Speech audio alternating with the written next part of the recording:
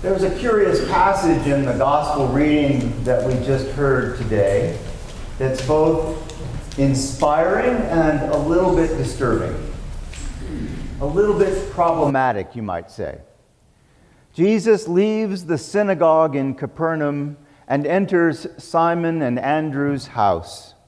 As soon as he gets there, they tell him that Simon's mother-in-law is sick in bed with a fever. Jesus came and took her by the hand and lifted her up. Then the fever left her. That's the interesting part. The disturbing part is what happens next. And she began to serve them. This woman has been sick in bed for who knows how long, and when Jesus lifts her up and heals her, she doesn't take any time to recuperate. She immediately serves them. To our ears, with our contemporary beliefs about the roles of women, this is just a bit arcane and maybe even could be called sexist. Now, couldn't Simon have just fixed some sandwiches for the guys?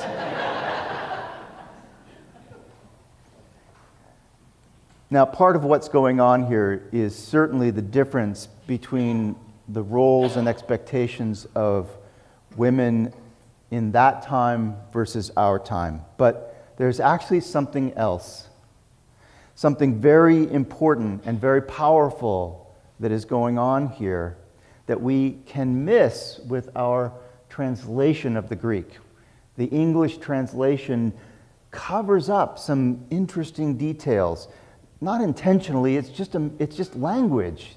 As the translators worked with the Greek, they chose the word in each place that they thought conveyed the meaning in that place, and some connections have been obscured.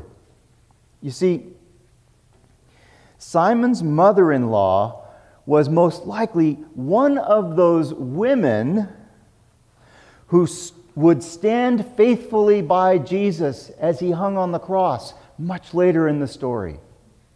She was one of those who bravely stood there at his crucifixion. And we read about this in Mark chapter 15, verses 40 and 41. There were also women looking on from a distance. Among them were Mary Magdalene, and Mary the mother of James the younger, and of Joseph and Salome. These used to follow him and provided for him when he was in Galilee. And there were many other women who had come up with him to Jerusalem. So let's go back to this week's verse. And she began to serve them. The Greek word that is translated into the word serve in today's reading is diakonos. And that is exactly the same word that in chapter 15 is translated as provided for. So those women who provided for Jesus were serving. They followed him and served him. And here we have, at the very beginning of the story, we're in chapter 1, we have the mother-in-law of Simon who is serving, who is the first deacon. She is the first named in the gospel as one who served Jesus. Suddenly, instead of a story about servitude and the role of women, we have a story that raises up this woman to be a very important character in the ministry of Jesus. These women used to follow him and provided for him. They diakonos, they served him when he was in Galilee. When Jesus sees Simon's mother-in-law lying with a fever, he raises her up and he frees her from that fever. She is freed from her infirmity and freed for the meaning and purpose of her life. She becomes a disciple, one who follows Jesus. She becomes a deacon. She serves and follows Jesus. Jesus frees us not only from the things that seek to oppress us, but also for a life of purpose, meaning, and good works. Think of the ways that you have been freed by your faith. Think of the ways that love has given you freedom in your life. Freed from the fear of death. Freed from anxiety or the ruthlessness of hurry in our world. Freed from guilt by the forgiveness of God. Freed from loneliness, knowing that we are loved by God and lovable, all of us lovable. Freed from the power of idols, those things that promise safety, affection, control, but rob us, in fact, of our humanity and our freedom. Freed from expectations and demands of the world to conform to a false reality. What have you been freed from? What? I know that you have been freed.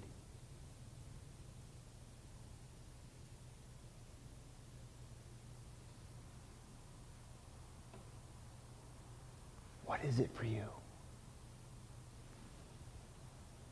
And we have been freed for that abundant life that Jesus promises. Freed for the kingdom of heaven.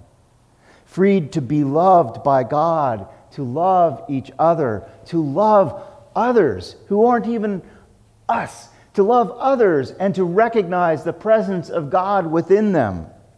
To give the love that does exactly that, that recognizes the sacred, the Christ in others.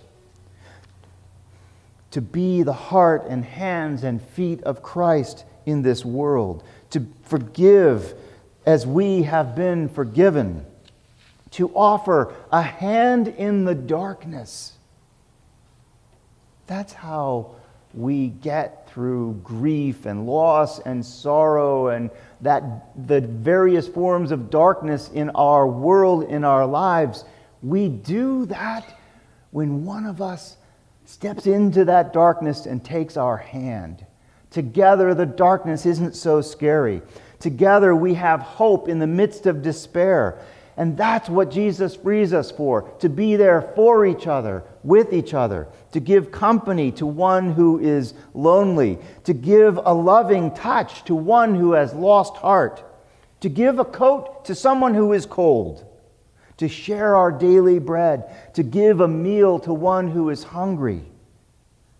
What have you been freed for?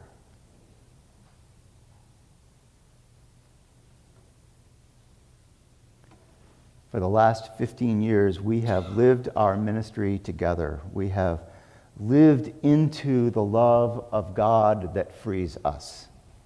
We have cared for one another. We have worked for a common good that does not marginalize, does not judge others, does not exclude. We have cared for the homeless and fed the hungry. We have been freed from what would diminish us and diminish our world, and freed for a better way. We have been freed to live in and for the kingdom of God. I am going forth from here today to take that vision to a new city and a new congregation. You will continue to be a vital outpost of the kingdom of God.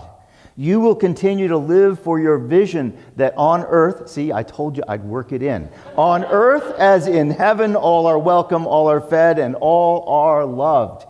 It has shaped us. It is what we live for, and we get glimpses of that beautiful vision.